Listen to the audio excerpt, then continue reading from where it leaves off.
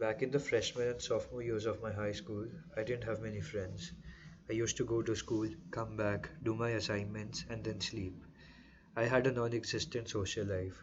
I would talk to a friend of mine for help with homework off and on, but apart from that, we didn't have a lot of other conversations. But when the coronavirus pandemic hit my country and we were forced to study online for 2 years, the conversations, which used to be about academics and homework, started to become about a multitude of topics. We talked about everything from entrepreneurship, books, sports, cars, about how the team that each of us supported was the better one, business ideas that we would start one day, and books that we had been reading the past week or past month.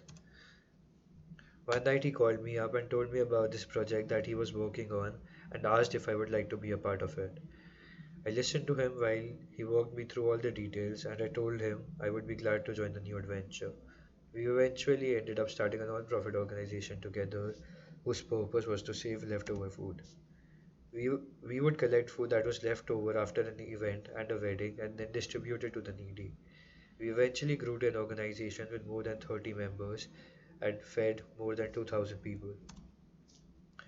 One late night, another friend called me to ask about something that I can't exactly recall. I remember that we realized we had a lot in common with each other. We ended up talking for hours over the phone and kept in touch throughout the lockdown and are still in contact today.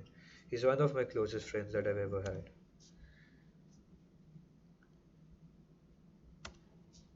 I think the reason I was able to create such impactful conversations and connections is because I was able to have meaningful discussions with people without any outside distractions.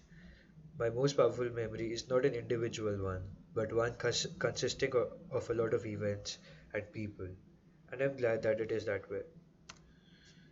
I always thought that friends are not as important as something like academics, but it's very surprising how wrong I was. Friends and are having social connections are important to have a healthy and thriving life.